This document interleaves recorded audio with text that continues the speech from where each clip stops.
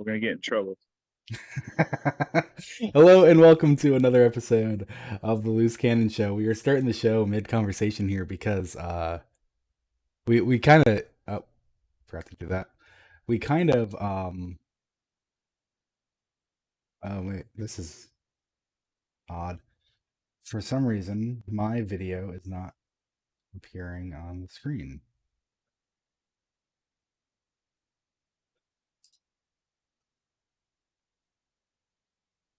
It's weird. How do you see me on the stream? Are you on the stream? I'm looking at it right now. Nope. No video footage of you. What did I do? Maybe your whole freaking mic camera I situation is fixed it. unplugged. Oh, there you are. I see you. I I guess I turned off I accidentally turned off the the input. I'm glad to have You fixed it. I'm glad to have noticed you it at the start. you literally have a skeleton in your closet. I don't know what you're talking about. Okay. That's that's Steven. He's getting ready to come out because he rides with me in October. In any case, we're starting the show off kind of in the middle of a conversation because before the show we're talking, and I'd asked if we defeated Maya because I was unsure if I was misunderstanding what I saw, and Rhino was informing me that we hadn't actually seen like the conclusion bit, and I was kind of unsure if we should do an Act 3 episode. I think we still will, and we'll just touch on the conclusion uh, attached to another episode, especially since we don't Yeah. have anything prepared.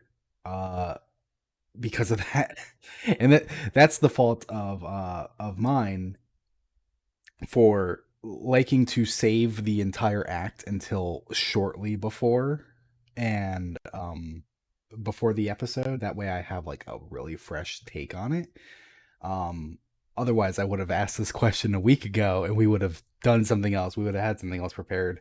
So I'm sorry for that mishap, Nah, it's and I better this won't way. I won't be doing this again with our next episode. Revenant's next, right? Yeah. Okay. I will not be doing this for Revenant. I will just be playing normally, and I'll just take notes that I of bullet points that I think are interesting, and we can just discuss them then. Um, but so welcome back. Let's kind of go with a fresh start here. Welcome back. How have you been? Good. That's great. Have you been How do you what? Which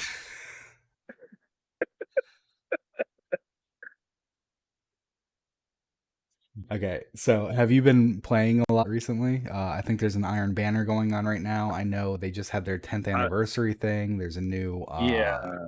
title legend that you can get. Yeah, we should talk about that. So Yeah. we we had this so I've been playing Iron Banner. Okay. But that's it. That's literally it. I haven't even gone and done any more of the missions And while you this talk last about that, week. I'm gonna look something up really quick. But the 10th anniversary honestly was a little lackluster. Hmm. I thought they would do like some big old bang out type of thing. We got the cool armor, which is the armor we saw before the game came out. It was the concept armor, and so that's kind of cool. Um, and it's like their new take on the old concept armor that was released in the game, but not really. it's that Mm-hmm. armor was never really officially in the game, but it kind of got changed into what we knew as to be the actual standard base armor. So the hunter was the biggest difference, because in the concept armor, the female huntress, she has like her whole cleavage showing, and the bottom half of her face is exposed on Mm-hmm. her helmet, and so like that's totally covered up now. The warlock's face is similar to the standard armor, where the big gap opening, it's like the maw is open in the center of the helmet. The cape is a little different than the Titan, which I think out of all the armors is the coolest looking. And it's kind of like, it's not really the standard armor either, because the shoulders are different, but it's funny because you can see where the armor in Taken King drew from this particular armor for the shoulder pads. So there's like a few little things that got added in later from this armor set. So anyway, long story short, all that armor was concept armor that we saw well before the game ever came out and never was officially in the game, but we did get a version that of it in the game. And so they thought, here's a great idea for the 10th anniversary. Let's give them that armor, but we're going to change it even more. Mm-hmm. So yeah, there's that. I don't So I like the hunter armor all that much. I do like the boots. I like the big, huge white uh freaking shins. That's cool. But I don't like mhm. the freaking corduroy line material, whatever that is, on Yeah. the pants. Let me get an image of this up for people who are not super familiar with it, like myself. Yeah. Um, I actually haven't gotten this armor yet. I was focused on trying to do Act 3, and just like in Season of the Deep, I think it was not Season of the Deep, Season of the Wish. I got to the exotic mission and I got stuck on the fucking boss. And when I get frustrated, like I stop playing. Destiny's not a game that I like to be frustrated by. There are many games that I enjoy the frustration. Destiny's not one of them. Uh, so I haven't actually gotten this armor. You get this just from like special chests. They're not like random drops. You just have to find the chests Oh, in and the it's Pale so Heart, right? easy. Yeah, Okay. it's so easy. They're literally right there at the tower, the Pale Heart Tower. So you just roam around. You go to all the spots where people used to stand. Mm-hmm. Like there's one where Cade used to stand. There's one where the speaker used to stand. Well, not technically where the speaker used to stand, but down in that area. There's Mm-hmm. one up there by the, where you activate the switch by the fan for the fan thing. And then there's one just like right there in front of your face. There's one on your way to the shipyard ish. There's one like by where Banshee used to stand. Just, it's stupid. Like you just run around Mm-hmm. and you'll find them real fast. You don't go anywhere else but in that tower area, and they're all there. And um, you get one item from each chest, and then you get the full set. And I, I'm grateful. Don't get me wrong. I'm grateful for the little cracker that we got for the 10th anniversary. I just I was just a little disappointed Mm. because I really thought we were going to get a lot more. Um, I mean, I know technically we got the 10th anniversary pack, which we all paid for way back when, and that was really kind of like the culmination of all the years of Bungie's, or that wasn't the 10th anniversary, it was the anniversary pack. But anyway, this to me though seemed like really small for what they should have done, because it's Destiny the game for 10 years, like culmination of 10 years in Destiny. This should have been like, I don't know, fireworks or something, or a whole mission. I don't know. Yeah. I guess Kind of irritating. I don't really expect anything, even from like a 10th anniversary. I didn't really expect anything. When I saw people saying that we were approaching the 10th anniversary of Destiny, I just thought, oh, cool, we're approaching the 10th anniversary of Destiny. I didn't Yeah. I didn't go any further to think about it. So the fact that they're just like, yeah, here's some armor. I'm like, oh, cool, there's some armor, and that they're like, oh, here's a title that you can, a new title that you can get, Legend. I'm like, oh, cool, that's a Yeah. new title, and you can finally become Legend. Ha ha ha. You You can know, become legend. Yeah. Yeah. I did see. Which, I oh, for oh, oh, that kind of irritated people too, because they were kind of like, well, yay, we got to grind, which I thought was kind of funny because it kind of goes hand in hand with yeah, D1. yeah, But and people were and upset about that. I was like, wait a minute, this is exactly what we did in D1. So why are you complaining? and yeah, and so there is this like side to it where it's like uh the chore aspect of a game is Yeah, becoming more and more obvious, and that's why I'm like, I don't like to be frustrated. I have enough chore in the game. I don't need sure. frustration as well. Yeah. Where like Well, I've always played the game in a casual way. So when I get yeah. on, I'm playing Crucible or Iron Banner, or we're just gonna run through the missions, that they Hmm. dole out to us each week. So I'm not like Yeah. really grinding, and so for me, it's not that frustrating, I guess technically. Well, no, Uh, so my point of frustration specifically was with the it was a great mission. I really enjoyed the secret exotic mission that came this episode. I liked having the three Vex abilities. I think it was enter, access, and partition. oh yeah, Green, that's yellow, and cool. blue, Yeah, whichever they and all that, and like learning how to go into it and everything. When I finally got to the final boss room, which didn't take me too long, but it took me some time. I throughout the whole mission though, it felt like for the first time in Destiny, they were like not telling you where to go. And that like first opening room where you have to go up on the sphere and then you fall down the hole. I went up on the sphere and I didn't see the hole because it's on the opposite side. And I'm like, all right, so there's nothing here, and I'm just roaming around this fucking area. I'm like, where the fuck am I supposed to go? And I was getting getting frustrated. frustrated. Yeah. And Yeah, then so I go in, I figured that out, and then there was another point. Was there? I'm trying to remember if there was another point. I think there might have been another point later on. Uh, but if there is, I get can't to even the remember point, it. man. Uh, and so you start getting the puzzle aspects of like moving this to this to that to open doorways to get these things. And I was, oh, this is cool. I like this. I like this little. I like how they're doing this. I'm excited to see. Maybe we'll see more of that in like more Vex centric activities like raids, dungeons, strikes, etc. Just missions, for example. I thought that was neat. But when I got to the boss, I once again was kind of confused on what I was supposed to do, because you go to the right side, then you go to the left side, and so I went to the left side. When I went to the right side, the ring, the plate had red all around it, so it was like, oh, obviously I go stand there. When I went to Yeah, the left side, it no longer had the red, and I was like, oh, I kind of expected there to be a plate here, but there isn't one.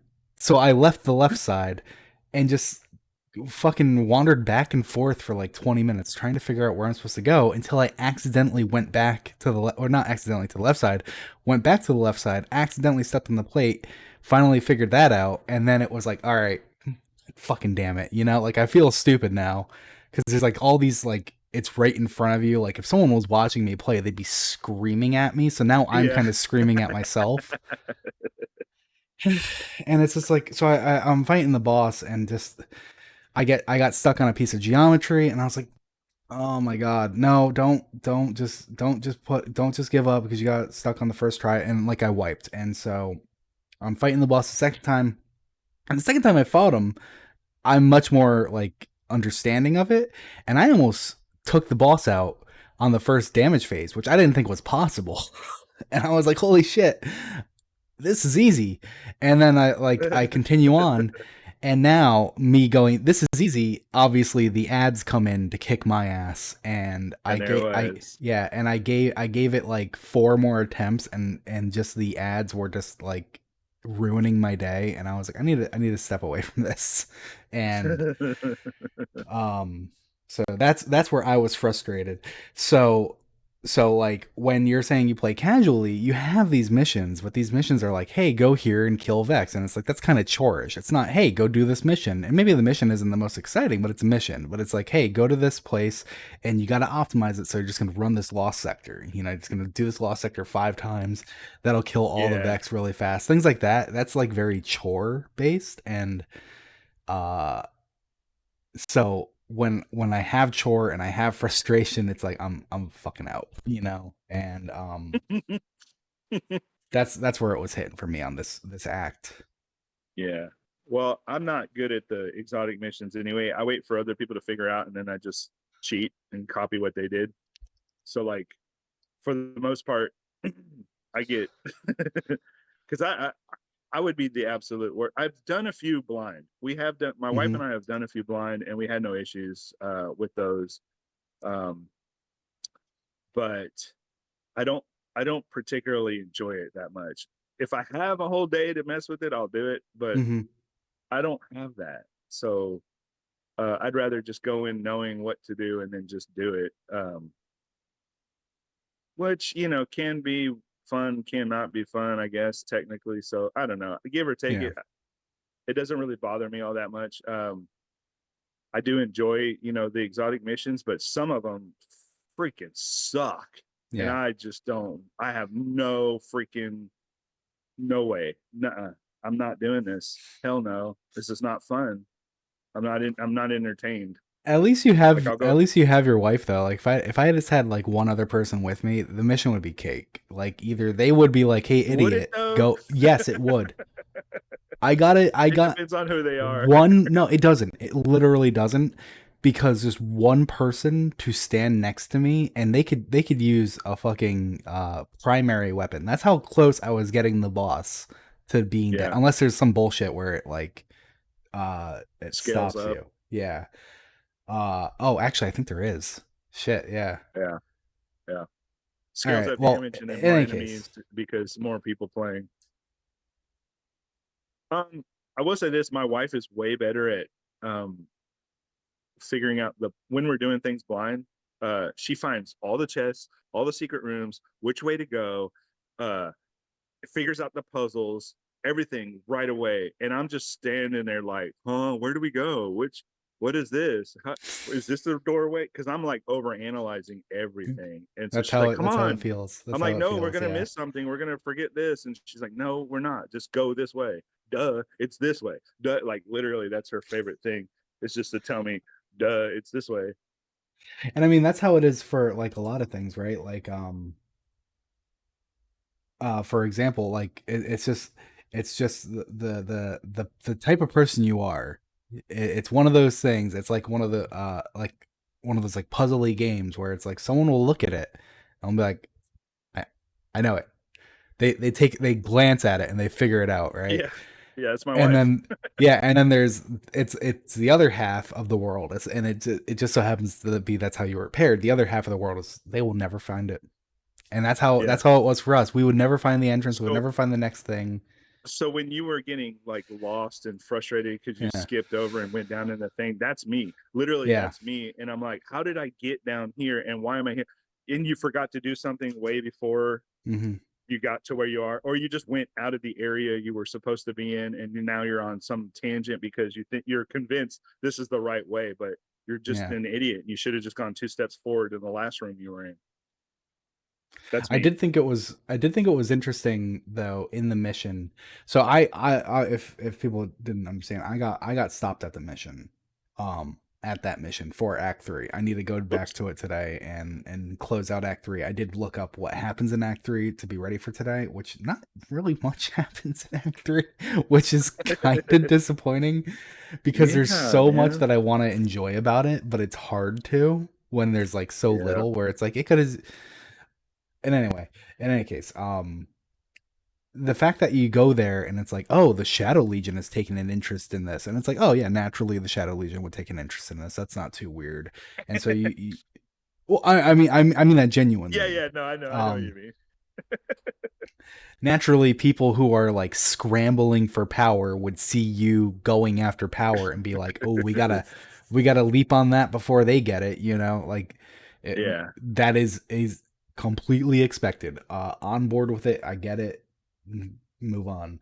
Um, but so what I thought was interesting was the subjugator and then also tormentor, kind of at the midway point being in there, where I was like, why the fuck are they here?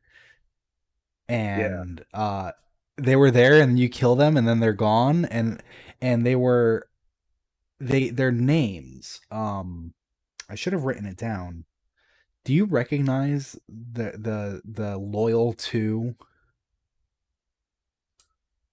Oh crap! I didn't recognize that at all. No. Well, That's a failing on me then. I was the name stuck out to me, Yeah. and I just couldn't place why, and I was hoping that you might have some uh No, I totally missed that. That one escaped me.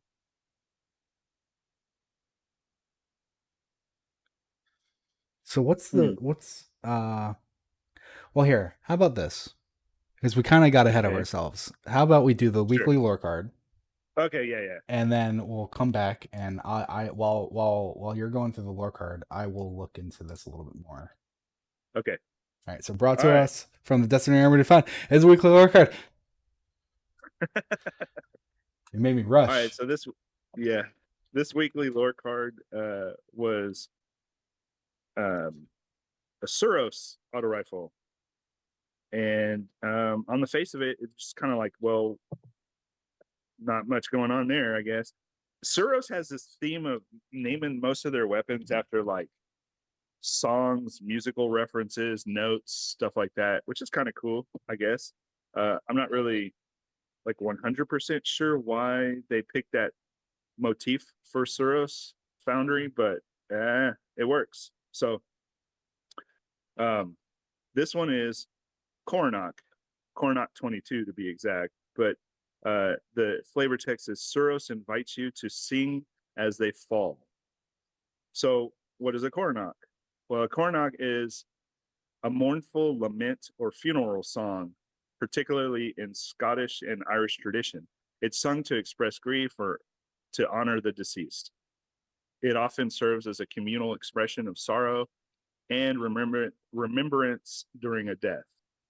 So, if you're familiar with the sidearm keening, that's another one which kind of goes in line with this. And keening is the act of mournfully wailing at a funeral or a wake, and it's often done by the women, and they will scream almost like howl like banshees and whatnot, and it's this particular type of singing, crying at the same time. And the reason for it is to give the family members and all the people at the funeral like a release, a way to, you know, um, I guess to lament technically, to feel all the feelings through these people. And so another thing that happens at a lot of wakes and funerals in Irish and Scottish tradition is they have songs that go in line with these as well.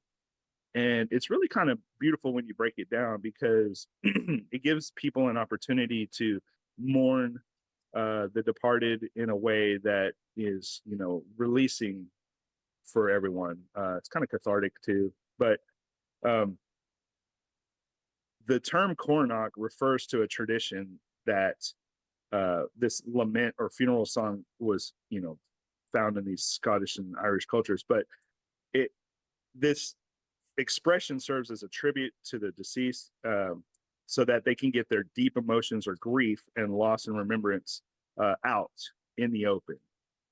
Anyway, historically, the Coronach played a significant role in communal mourning practices, and it was often performed during funerals and wakes, allowing family and friends to express their sorrow collectively. So you can imagine the whole family, all the people, members of the family, friends, getting it together and singing these Coronachs.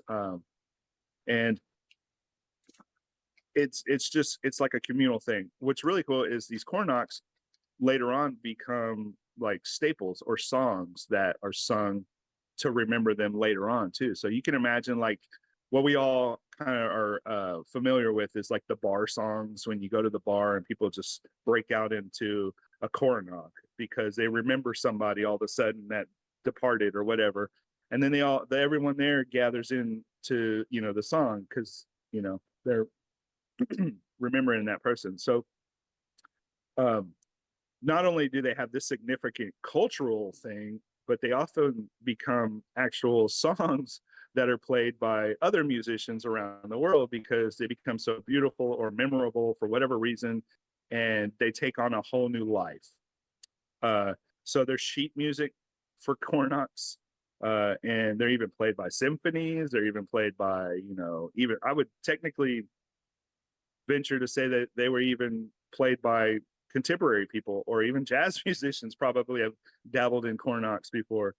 Um, but they're typically characterized by the melancholic melodies and heartfelt lyrics, which reflect the personal stories or the virtues of the person that died.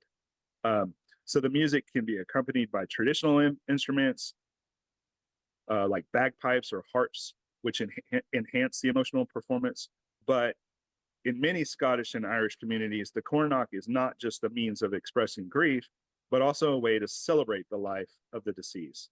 So it reinforces the social bonds among the community members, and it reminds them of their shared heritage and honor those that have passed.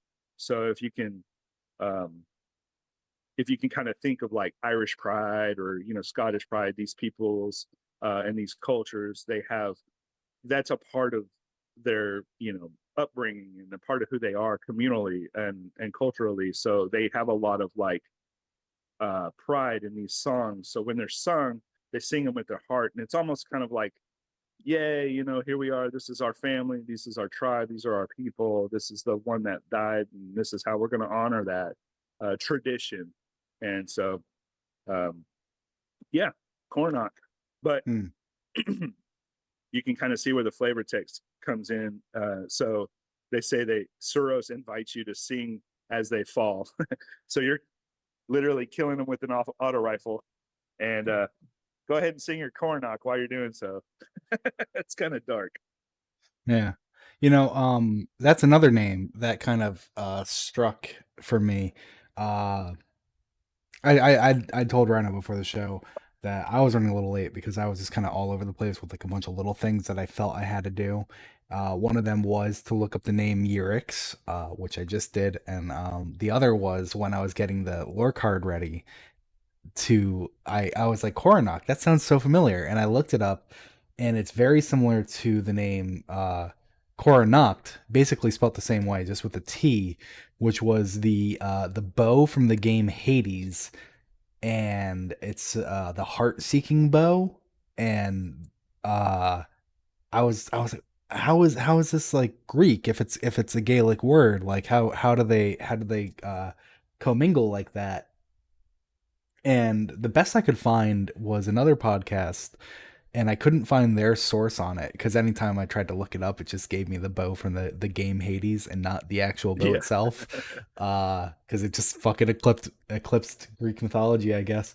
Um, but another podcast had claimed that Cornact with the T at the end was Hera's bow, and I don't know why she would have a heart-seeking bow, but they said it probably was derived from the Gaelic word Cornac, for the same reason as you just said. It's like, here's your funeral song, shoot you with a Okay. heart-seeking bow, and I thought that was pretty neat.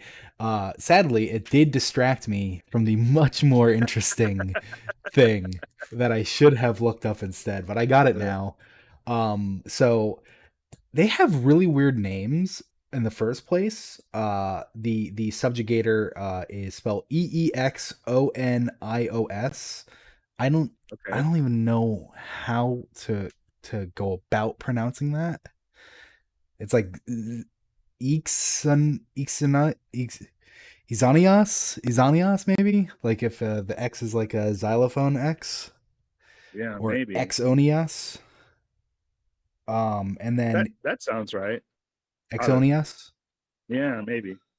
and then is Izira, Iziira. Both of these entities are pledged to Urix, and Urix, I was right, is a rather substantial scion who has only 3 lore entries, but they are like impactful lore entries.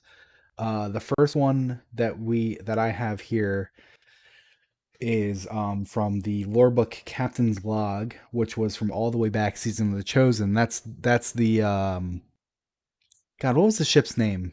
Where the fungus. Yeah, I don't remember the ship's name. But yeah, the one The with all the egregore. Yeah, the one with all the egregore where Callus flew the ship into the anomaly and all the Yeah. nonsense happened, and then it came out, and then we kind of go back into the ship that has now come out, and we fight some Scorn.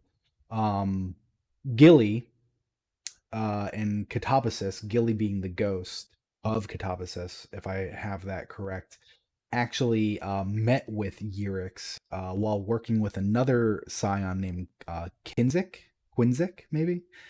And Eurix was involved with that. Eurix looks to Gilly and me to my rifle unthreatened. I feel her request for temperance and tranquil reassurance of their cause. For a moment, I feel young. I stand. We warm the launch engines as Eurix slips away to join the throng and let us be. So basically, Eurix was like right there on being a part of that nonsense and just kind of dodged it. And Interesting. then they are also very prominent in the palindrome lore entry, where I guess the important thing is the later section here. It says it is done. Her subordinate thought acting on Eurix's orders. We are Amtech's vengeance, and I feel like I'm okay. Just wanted to confirm. Amtech was the youngest sister of the three Scion Flayers who tried to take control of the sundial. Remember Uh, that? So like all this yeah, is yeah, related now, right? And so then Eurix is also uh on the lore entry of the Flare Shell from the Witch Queen, where Saladin takes a few steps forward. Orok jutting the datapad forward. You have no one to blame for these security holes but yourself, he asserts. This Scion, Eurix, they were under your command. The assassin who tried to kill Zavala at the armistice signing was their direct subordinate. So Eurix is the one who kind of put the hit on Zavala. Um, and then so shout out to Destinypedia, who's got a good source of collecting some of these information pieces. Where just a snippet from them. Eurix is a scion formerly of the Red Legion who leads a conclave of separatists with the goal of reestablishing their civilization free to develop their psionic potential, which is a big thing for me. I've long been saying how the scions are just playing their role, but like there are times when they're like, nope, we're gonna step back, let some things happen, we're gonna tip some dominoes, see if it can happen down the line. Eurix is one of those. And so so for some reason there are subjugators and tormentors who have now pledged to Eurix, pledged to the Scion Enclave. yeah. And So this, obviously, so this could be like some timey wimey thing, or like odd well, sot thing, or what? I don't think it's timey-wimey at all. I think it's with Okay. the defeat of the witness. You have these you know it, to relate it to Teenage Mutant Ninja Turtles, if you've read that at all, you have the big brute bad guys Bebop and Rocksteady, and when they get kicked out of a gang, they're like, well, we better find another gang to join, because on some level they just know Okay. they're brutes. They know they're not Yeah. supposed to lead. um I imagine it's similar for subjugators and tormentors who are just kind of like, Okay. what do we do? We need someone to point us at a guy to beat up, like that's on some level. I think that's kind of what happened here, where Eurix, on the Destinypedia page, it does say after the deaths of both the Witness and Calyx, Eurix assumed control over the Shadow Legion and several Dread defectors before engaging in an arms race to retrieve the echoes upon the Witness's death. The problem with that, and that's kind of my issue with Destinypedia, is they will say things that there's no sub number here that like says where that Oh, comes where that was from. found. Yeah, yeah. Yeah. And so it's probably a piece of opinion. A piece of opinion I might even agree with. I mean, here they are, right? Like, Sure. valid. I mean, Uh, it could be confirmation bias too. It would be nice if they would like maybe cite that part. And yeah. I'm one to talk because I don't cite anything, but if you're But I gonna mean, do as long this as you and say like "I that believe," I feel like you're in the clear. You don't need yeah, to cite everything if you're just saying like if you make it clear out the gate that this is your opinion on the yeah, matter, you're fine. yeah, Um, Command of the Shadow Leader and several and see and several dread forces in the pursuit of the echoes. And so like and several dread forces, to my knowledge, we haven't seen any dread forces being led by Cabal Command. I mean, Shadow Legion were working with the Witness. So they were working with the Dread throughout the Pale Heart, but that's not the same as saying that Yurix is leading them. And I just want to be sure, clear about that. yeah, But if you were to ask me, do I think Yurix is in a position of power with the Dread, with the Subjugators, with the Tormentors? I'd say, well, it's pretty obvious. Like, yeah. yes. Uh, Not all of them, probably not all of them, but they got some in their pocket. Um, Well, so that brings us to the conundrum of like so it seems to be par for the course that now everything's going to end up in this power vacuum yeah, type of it's an arms uh race, and I'm all for that. yeah, yeah, And that is what the the Destinypedia page said. They called it an arms race. It's very good. I agree with what you say. It's you should be clear when it's an interpretation as best you can. yeah. So so that kind of does it for the exotic mission. I see it's called Encore, but I don't think that's what it's called the first time you do it. I think it was something else like Overture. Overture, yeah, yeah, yeah. You're talking In about any case, the yeah, yeah, yeah, the exotic mission, because I guess it has a different name after you do it the first time, which then becomes Encore. right. Because Uh, it's like all this theme of music and stuff, like the whole rising chorus with Lakshmi and or Maya. I yeah, mean, with Maya. yeah, yeah. So so now that we see what like all of Maya's life goals are, what do you think about them? Let me ask you that. I feel like we're on the opposite sides here. Uh, If that's how you react.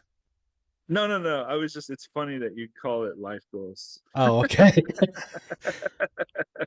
You know, I just uh, want to take over the Vex, rewrite history, bring back the Golden Age, yeah, my wife, the usual. yeah. Where do you see yourself in 5 years? Well, it's funny to me because I'm like, okay, so like chicken egg, right? I don't think it was set out that way. I think that in my mind, okay, so my opinion is Hmm. that it wasn't she wasn't originally intending on anything in this nefarious way until she somehow got influenced by the Vex network, which a lot of y'all might agree with and say, duh. But um, I don't think like, I think her plan changed once she realized um, that she was able to do what she can now do in her pocket of Vex network that she's carved out for herself. Hmm. Does that make sense? So it's kind of I'm not like, sure I agree with it, but I follow. okay, so because I'm just going back to like Lightfall and Neomuna and the story Hmm. there of Chioma and Maya discovering what they discovered, and then somehow Maya just got wrapped up in that and like taken over with just ambition or So whatever. do you mean you said Vex Network? Do you mean to say the Veil? Uh oh yeah, yeah, I guess technically the veil. Okay. Because Yeah, the Vex sorry. Network, I'm thinking like Yeah, yeah, yeah. until she became the conductor, and I'm like, no, no. When she became the conductor, she already had a goal in mind. She went Yeah, nuts that's when she got with the veil, and I was like, I don't know if I agree with you there, buddy. yeah. So like I'm the problem is that I mud it together because I kind of like the They Vex are network. so like, especially because Yeah. of Lightfall, they are just like so intertwined. Yes. There you go. Yeah. I have this Uh problem of going like 100 steps forward Trust me, with I my know. explanation without actually showing how I got there. Yeah. So I do agree with you there on it being she didn't really have that goal until messing with the veil. I mean, it was pretty explained in the opening cutscene where they found the veil, and so one thing I wrote down because I wanted to make sure I remembered this. Maya actually says, "Our salvation requires sacrifice." Which I was like, "Oh, you said the word," Yeah. and I know that they're saying like the veil is of the darkness and the traveler is of the light, and it's like, but didn't we kind of hash out that those are kind of the same thing? And it's like, well, maybe they are the same thing, and this is something I wanted to say. So actually, let me let you finish your thought before I go back in. So she goes into the well, she gets influenced by the veil Yeah. uh when she's doing her research with Chioma, yada yada yada, Yeah. and then decides, or I guess becomes consumed with the overwhelming feeling of necessity to do what she did, Mm-hmm. which was to use the exo frame at her disposal, which they had a litany of these exo frames at their Mm-hmm. disposal, which all look like Lakshmi Mm-hmm. did in game. So that's why she looks like what she does. But it was kind of like she puts herself in this exo frame so that she can do the thing that she needs to do because she feels it's an ultimate, like she has to, like there's no way around it. And when she ends up in the network, because like I guess that's the line, she's already influenced by the veil, but Mm-hmm. when she's in the network, now it's a whole separate issue because she's been, I don't want to say trapped, or I guess caged in her own type of like whatever you would call that subroutine in the the Vex network or whatever. And then she discovers, because of this, or this event that happened with the stupid Echo that lands on Nessus, she discovers, hey, there's a way out. But she has already carved out this like territory for herself, and she's figured out a way to. One of the versions of herself has figured out a way to manipulate the Vex to her will and Mm-hmm. control. And so that's where we get into this like, is this the Maya that was the original Maya, or is that Maya, was that Maya gone as soon as she was consumed by the influence of the veil? Mm-hmm. And so that's where my mind goes. It's like, okay, Maya was lost well before she ever entered the Vex network, technically. Yeah. Obviously you don't mean to say the 227 which entered before all No, of this, no. just to Yeah, clarify for any listeners. um you know, when it comes to Maya and Chioma, I guess, yeah. I feel like there is a lot of retconny potentially stuff where it gets kind of confusing. Do you recall who technically started the Future War Call? I think it was Maya, wasn't it? Or was it Kioma? It was Maya. It was Maya because she was led to, because she somehow, that's the weird thing, because technically Maya started the Future World Code because she had, it was kind of like she planted a beacon, right? Hey, Yeah. come find this. And then that's what happened. Because I just Because remember that's there. where they got the machine. Yeah, I just remember another Kioma.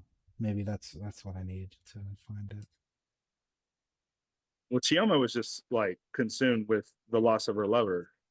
So you can't really fault her with a whole lot. I do like I do like at the end that cutscene that what are they I mean, I guess they're just called cutscenes. They did a really good job with the cutscene that's showing um Chioma being basically separated her face and all that at the end by Maya. Maya's exo Lakshmi frame body hovering over her on the table, and Yeah. she's like, "Yeah, that was really cool. That was really dark. I like that. That was neat."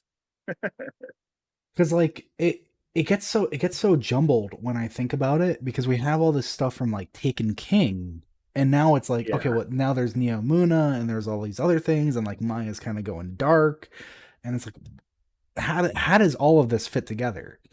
And it gets really jumbled in my head, and it gets really hard to remember because yeah, so from Taken King, and this is why I say it specifically, Ghost Fragment Vex 5, all the way back when we saw the fucking Ghost Fragments. Uh Record Zero, Chasm Zero, my love, I open this log as an apology. As a scientist, I believe in record keeping, I believe in protocols, peer review, and ethical conduct. Like, okay, but right. no, she doesn't. So this has to be Yeah, before the veil, right? This that's has what to I'm be, saying. It's like this is pre Veil Maya versus Veil Maya, yeah. which at that point she's Maya's gone, right? Because this is But no longer the Maya that Cade even fell in love with. You yeah, know, I guess this technically fell in love with. is not Ishtar. This is not Venus Maya. Yeah, What I'm doing here in Lhasa isn't science. It's unethical, secret, and shameful. And what happened in Ishtar, dearest Chioma, I know you'd be furious with me for getting involved. 40 years isn't far enough to forget a day like that. But it's yeah, important. The least I can do is keep a few notes for you. And so, like, this is her testing the device and everything. And so, like, they're not together at this point, but then they both get on Indigo, Exodus Indigo, which is the Exodus ship that makes it to Neptune and discovers the veil.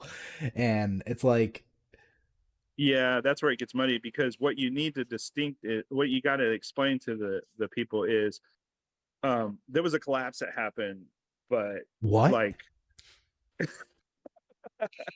Yeah. Sorry.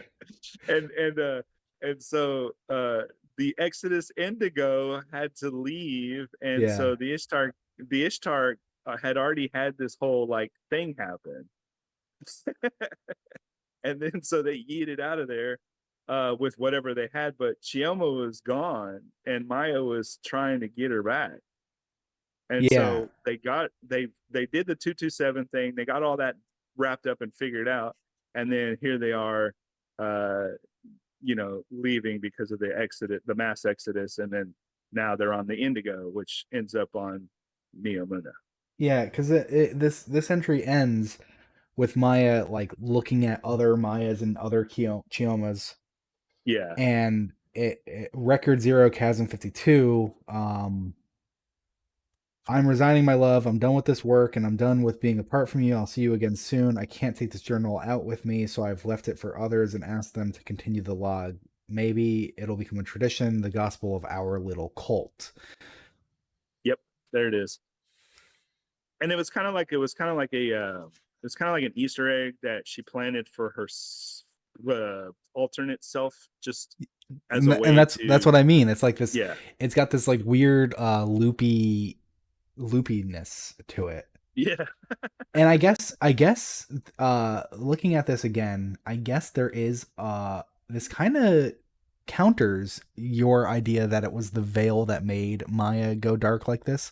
It's actually that Maya has always had this like darkness to her, and That's it why I said at the beginning of all this, it's chicken egg. So like, yeah. what, you know what I mean? What technically came first? So that's why 100 steps forward in my mind, I'm talking about what I didn't even tell you about how I got there. That's why it's Yeah. so difficult for me to explain some of this crap in Destiny, because I'm just like, I'm already here with my thought and opinion, but like it's so difficult to go back and really kind of explain how I got there Yeah, because cuz I can't articulate it.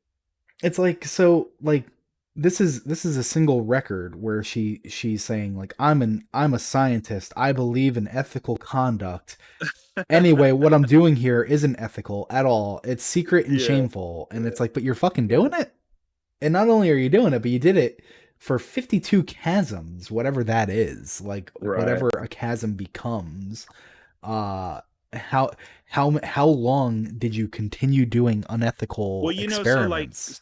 so like in D1 and Taken King, all of that at the time was easily like explained, or I guess we didn't feel bad about it at that time because we felt like, well, it's just the passion of, the loss of a loved one and wanting desperately to get them back, so much so that whatever it takes, right? It's not going to matter. And if I got to play with the bad boys to get, this thing to happen, then I'll do so, but it's not really good Mm, technically. You know what I mean? So like, yeah. I don't know. She's just like consumed by that whole passion. It's like what Ariana did. I mean, not Ariana. Uh, what's her name that went after Ariana? Don't do We this have to me. stories like this. We have stories like this all in Destiny where it's like Saint and Osiris. Osiris goes after Saint. Saint went after Osiris. It's like, oh my god! Like, would y'all just stay together, please? Ariana went after Jesus. Wai Ning. That's it. Yeah, waning. So Ariana is like all consumed with the passion of finding waning or getting or because of what happened to waning. Yeah. It's like, Went after yeah, the revenge. Um but yeah, so Maya, in my opinion, it does seem like Maya always kind of had this like I am so ready to turn evil in her. yeah, Just like waiting for it after rereading that. But so when they find the veil, Maya turns evil again, and there's a line in the cutscene where Maya says how our salvation requires sacrifice, and so she's like willing yeah, to let people die for this. And we learned about that with the veil logs from Lightfall, where like exo minds were getting like erased and shit.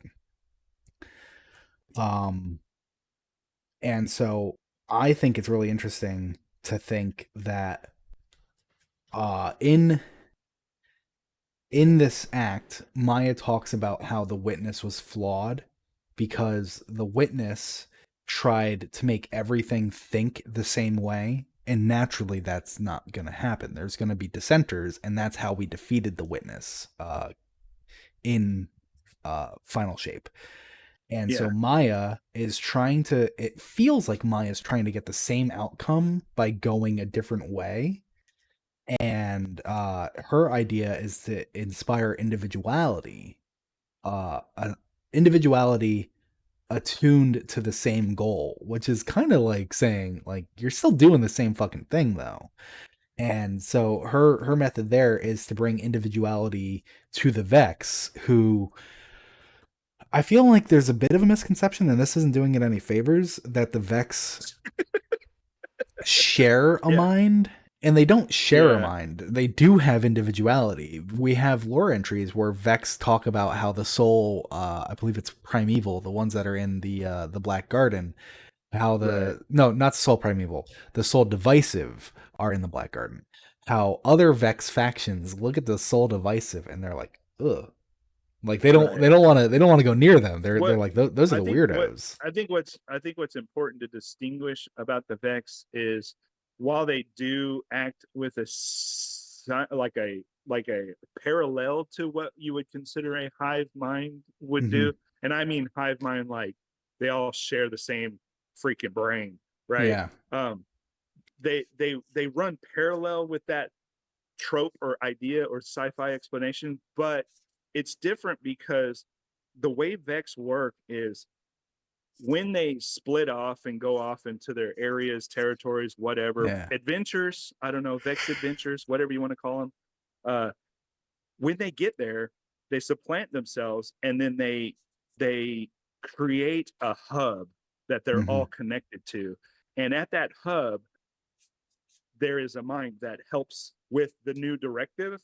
And then Yeah. there's a nexus point that runs across the Vex network that all of these, I guess, hubs, if you will, or these nexus minds, whatever you want to call them, they all kind of connect with, interlink, or can communicate with other hubs and minds that are across time and space and networks all over the place.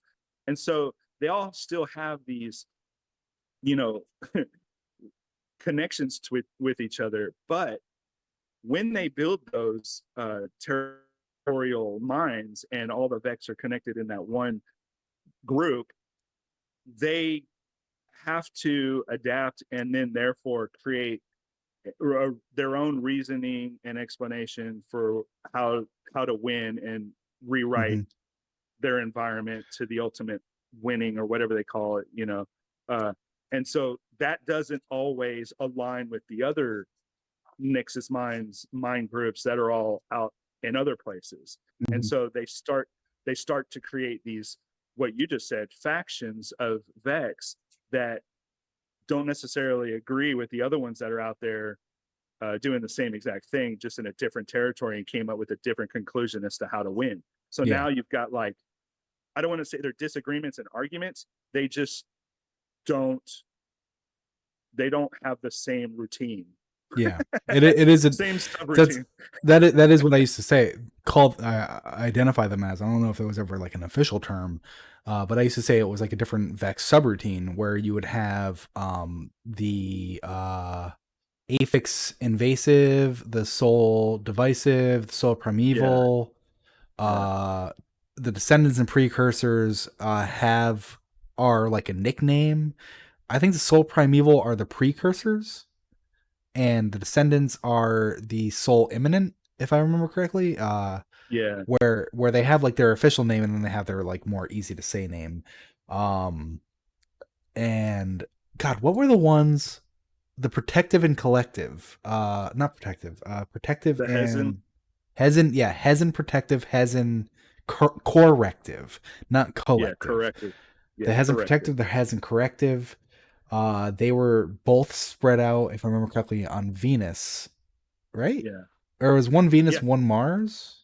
Well, yeah, I guess because technically they were the same place, but Yeah, but yeah, so kind yeah, of and I think probably the best way to think about them is the Vex are like the perfect soldier where they listen to their command and they are part of a team and this is their job and yeah, they don't ask why, they just go and fucking do it. yeah, yeah. Uh but that doesn't And mean and people who and aren't so on what their that team they don't look at sideways. yeah, and so that means that, how did they get that way? It's because of the environment that they've supplanted themselves in, and they've Hmm. learned from that environment, and because of that learned experience in that environment, they've come up with a uh, conclusion that doesn't necessarily agree with the other subroutine minds that are out there doing the same thing. And so they don't they don't, and this is the thing that you got to distinguish, is they don't, like, look at the other groups across the pond of Vex network and say, oh, look at them over there, and have all these feelings of, like, animosity and jealousy, or just like rage or whatever towards each other. No, Hmm. because they're completely immune from any of that type of human behavior or consciousness. They don't have that. Mm. So, however, all of that that is comprised of the Vex, what is neat is, now that Maya is involved with this particular group, what Destiny is saying, all of that, yes. But what's happening is Maya has somehow now created a almost human consciousness within the Vex network that can write a directive. And so now you do have a human experience that can Hmm. write a routine, and it could very much have those feelings still, Yeah. because it had its former self to imprint on it, its former shell of humanity, or whatever you want to call it, its body that it used to live in is now within the Vex network, and somehow can bleed onto that. And so, yeah, like, Mike could just be like, yeah, you pissed me off, I'm going to kill you. Whereas Hmm. a Vex would never do that. They would never be like, you pissed me off, I'm going to kill you. No, they would just be like, error, you're wrong, need to rewrite you. Well, I mean, I feel like they would probably have like a chain of command where it would like go up to Yeah, yeah, the whatever mind and the whatever mind would kind of come down on it. So in the actually to bring it back, one thing that we skipped on in the exotic mission. What did you think of the, I can only call it, chest burster room? Well, so I didn't play it because I had to watch it because I'm like, Oh, huh? you didn't But do the act either, no, but I watched buddy. it. I watched everybody do it. Both of us? Uh, That's bad. look, I'm not good at this. Okay, I Uh, just know the well, lore. I'm not good at so the then game. I'll say, so like Maya's like in Maya the conductor is jumping timelines or whatever and grabbing exo Kiomas and Yeah, basically doing what Osiris and Saint did. And that makes so much more sense now, where Maya's like, what did we name our daughter? And Kiyoma's just freaking out because she doesn't understand where the hell she is. And Maya's like, how did we name our daughter? Elaborate. And saying like, oh, we named her not Nisa because of the collapse, everything happened so fast, blah blah blah blah. yeah, yeah, And Maya goes like, nope, not good enough. And so she just like deletes the exos of yeah, Kiyoma's. And from a secret, I think it was from a secret chest, you actually have another log from the 227 where basically saying they are all losing their Kiyomas and they're just all getting plucked out, and it's like breaking the teams apart, losing their Kiyomas. And how Dr. Shim, I think it was, they said, Dr. Shim yep, is just like Shim. swearing in the corner. Like, so go, so one Maya is talking to the other Mayas who are not the conductor Maya. Go console your Dr. Shim. He's like, he needs it, blah, blah, blah, things like Yeah, that. And so, like, the Kiomas that are not being used, they're kind of like getting like Vex transformed, where they have like tentacles with eyes coming out of their various points of their body. And which I there's like, love. yeah, there's Yeah, some that are becoming more Vex, like spliced with Vex, and it's like, what the fuck is happening there? so dark, and I love it. I wish we Yeah. could get that in game. Oh, like the action, Yeah, not the result, the action of it. Yeah, yeah. yeah, I yeah, that would be nuts. There's a horror movie here, and so we're talking about it with like Osiris and stuff, and Osiris they're like, what are they doing, and what is Maya's goal? And Maya's goal is basically to rewrite the golden age that she perceives. She wants her golden age, and she thinks the reality is somewhere within the Vex network, and so she's trying to find, quote unquote, her Kioma, which kind of draws back to Vex 5 that I just read, where she's like watching Mayas and Kiomas and going, well, that's not my Kioma, that's that Maya's Kioma, yeah. and it's a different Kioma. Delete, Yeah. delete. Yeah, and delete. And I thought it was fun that Osiris directly says everything she's doing is like a balancing act. She's trying to balance the horrible things she's doing with the good of trying to bring back a golden age. And he says it's a heart weighed against the feather, which, if you know your Egyptian mythology, is how they Yeah, yeah, yeah. determine where you're gonna go in the afterlife. They weigh your heart against a feather, Yep. and I think it's an Yeah. American God Tough. joke that it was a very heavy Yeah. feather, Oh, where it's like oh, that's funny.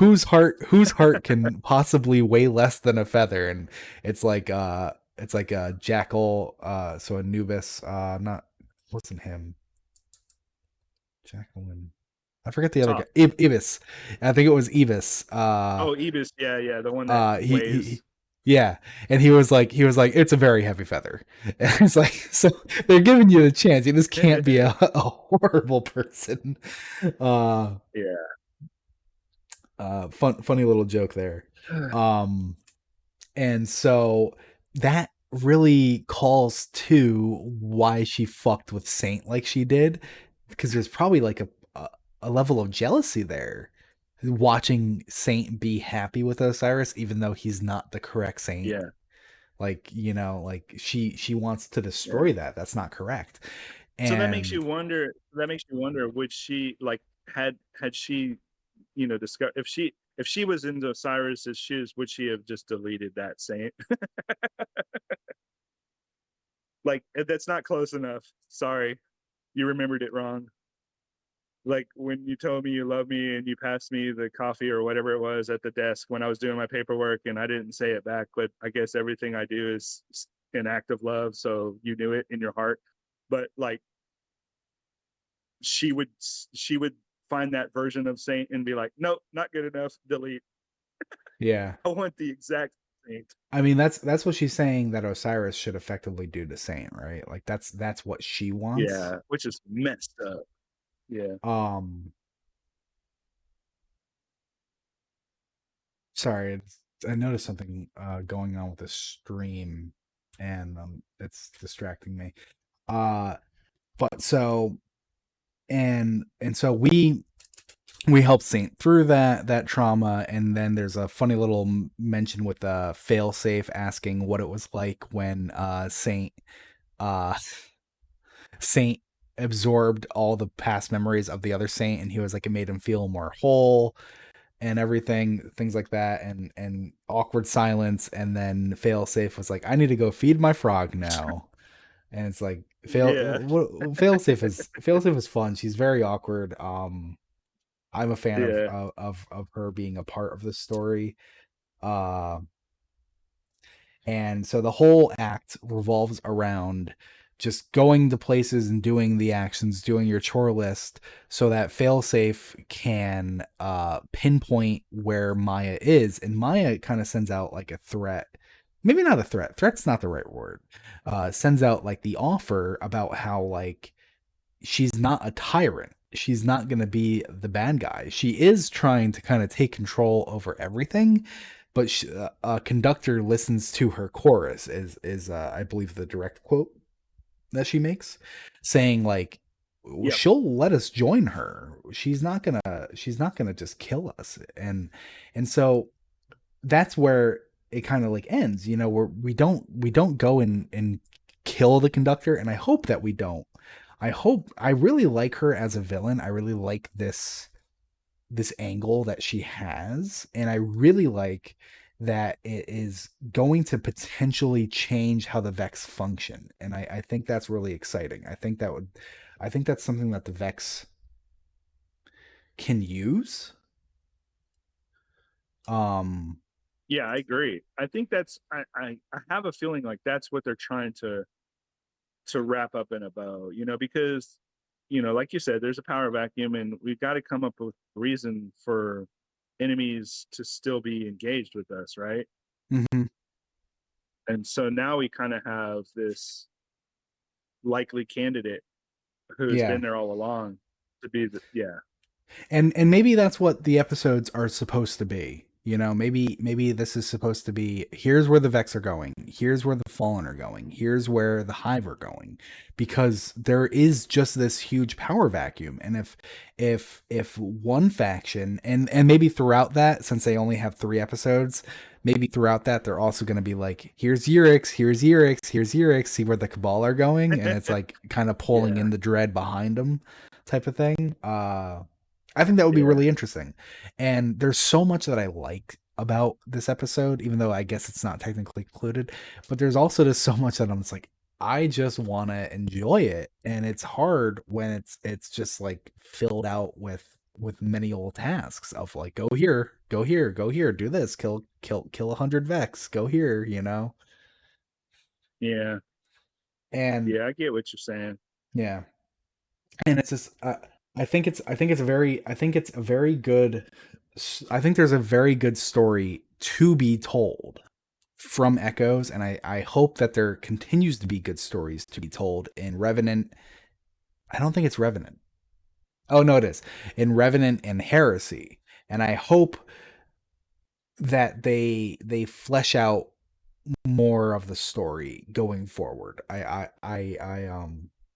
That's what I really hope, because I think Maya as a villain is fantastic. I love this idea of her like driven to madness, made worse by the veil, made worse by the echo of control, you know, all that stuff. And it's like her whole end goal is control, but it's to like bring everything back to when it was good. And it's like I like that storyline of her goal is something that's unattainable, but she's Yeah. devoted anyway. She's gonna go for it anyway. It, yeah.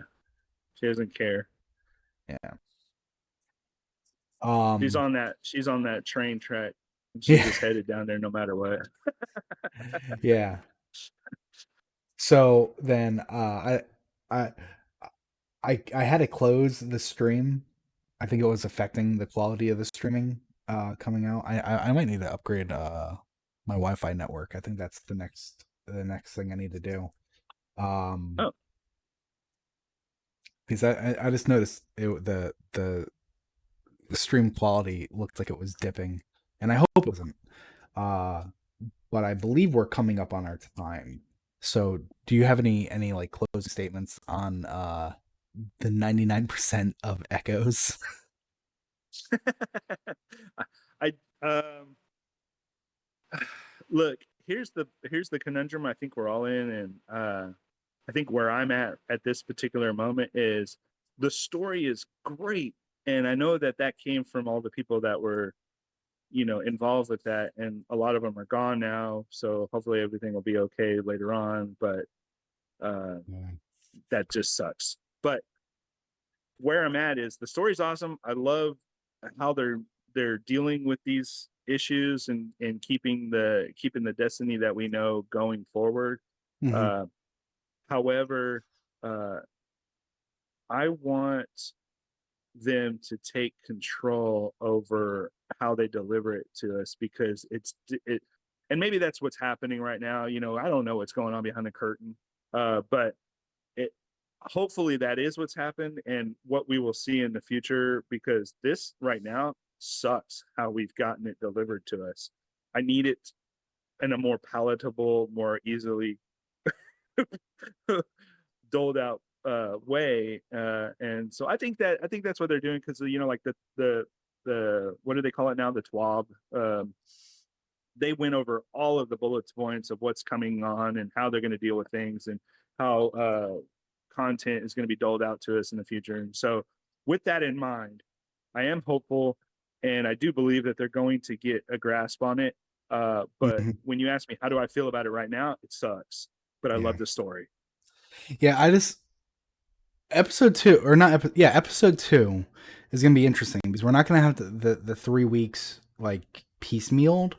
So there's gonna be more for us to have. And I wonder if because there's more of us to do in week one, if they're gonna want to pull back on the chore list and just make it more focused on the story. And Oh I think yeah, I that's a think good that's thought. that's that's that's really what it needs to be, to just be like, here's your story, and then once your story is done, here's your chore list. And it's like, do you want that? Cool, here it is. If you don't want it, that's fine. Don't do it. You know, not you have to do it to get your story.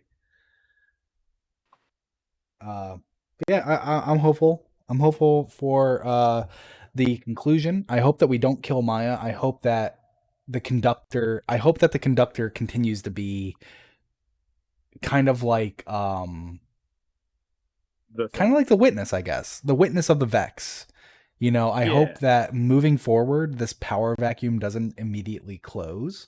I hope that it is a device that will be used for some time, not for a lot of time, but for some time. And that the conductor is one of the players who's trying to fill that power vacuum. And I hope that we see that with Fickrol in Revenant, and I hope that we see that with probably Zivu in Heresy.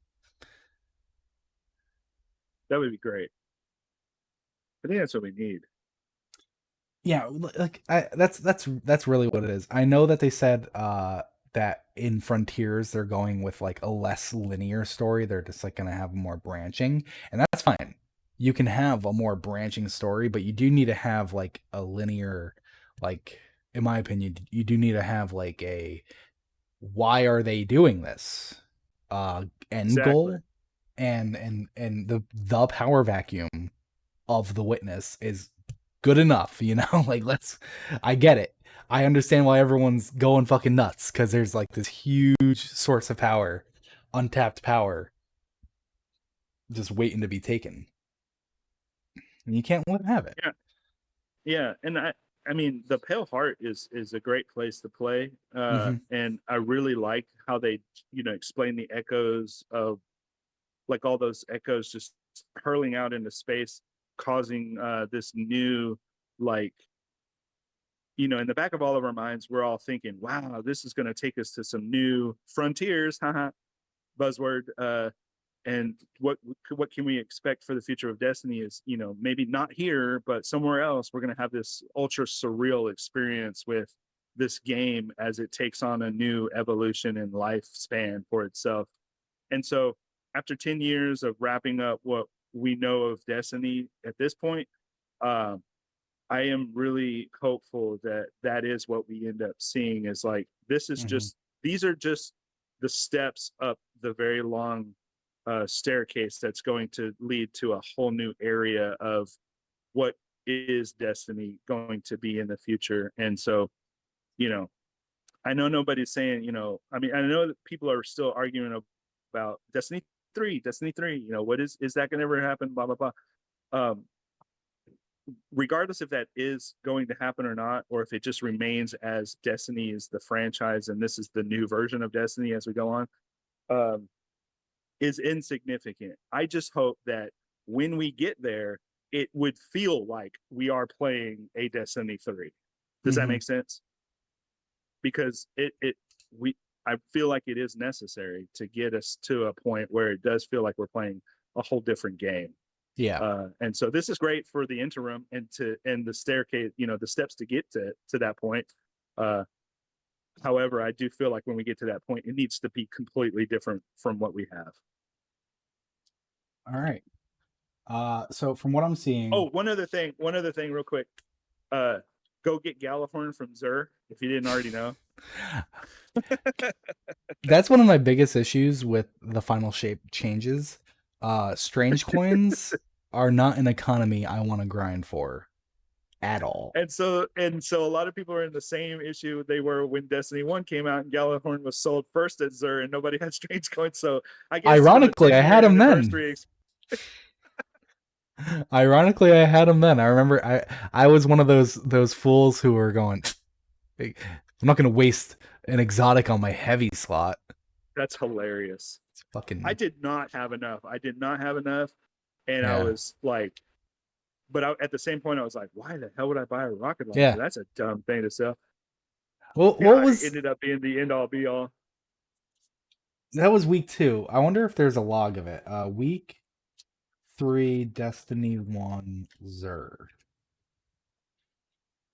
Xur items. I don't know if that's accurate.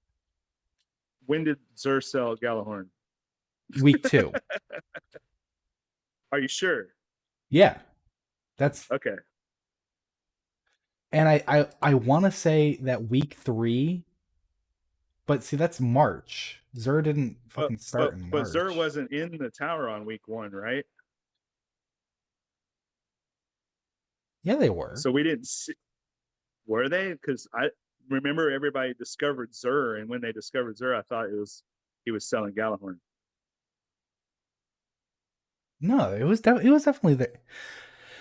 Man, that was who knows how many years ago that was. I cannot remember. So then, what was the first thing Xur sold? That's what I was just trying to figure out, man.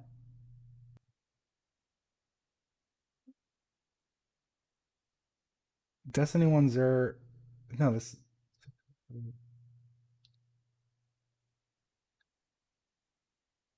Galahorn.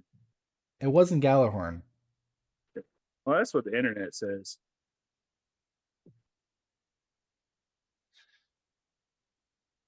When did there?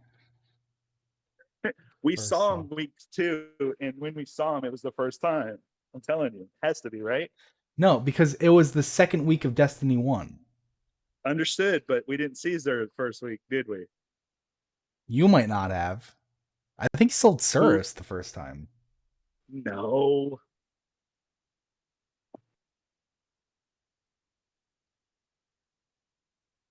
Anyway, find out next time on Loose Canon Show what Xur sold the very first time. Anyway, I thought it was funny because here we are 10 years in and they're selling Galahorn. So Well, I that mean, was that's not kind of an a nice little accident. That's not an nod. accident. That's very much on purpose, right? Yeah. So that was a nice little nod to nostalgia. Okay, so the first week he sold Red Death. The second week he sold Gallarhorn. The third week he sold Suros Regime. Really. Yes. And I think I bought a Suros Regime from him on week 3. I think that's how I got my Suros. I didn't have strange coins for anything. I know for I a couldn't get fact them. I bought Patience and Time from him on week 8, and I thought it would be the greatest sniper ever. That was the one where I think it was like when you You crouch, you go invisible. invisible. I Yeah. was like, Yeah. no one's gonna, because I'm coming hot off Killzone 3 from the fucking sniper, which had a similar mechanic, and I loved it. I was like, no one's gonna get Yeah. me, but like you're invisible in Destiny 1 and maybe even in Destiny 2, I don't know anymore. Had like a blue shimmer. So everyone's like, oh, there he is. I'm like, what? I was so Oh. mad. Okay. Oh So yeah, man. week 1 he did sell Red Death. That's so weird though, because like did who knew about Zur in week 1? Not me. Nobody. That's the fun of it. That you missed Red Death. Yeah. That's hilarious. Anyway, that's gonna be it for us this week. And from what I'm Yep. reading, I believe it's correct. I believe it's accurate. From what I'm reading, Revenant comes out on October 8th, which is the second week of October. We will have a show on October 6th. We'll be back October 6th. We'll be talking about one of the lore books we haven't covered. Does the armor set have lore? I looked on Ishtar. It just might not be in the API yet. We might just do the legend armor, or we might do that Oh yeah, yeah, yeah. at some point. Yeah. Either way, we'll have a show on the 6th. We haven't decided what we're going to talk about then. Hopefully, we have the conclusion of Echoes, because it doesn't feel like there's been a conclusion yet. Neither of us feel that. I don't feel that way. Yeah. In any case, we'll see you then. Have a good one, everybody. Bye. Bye.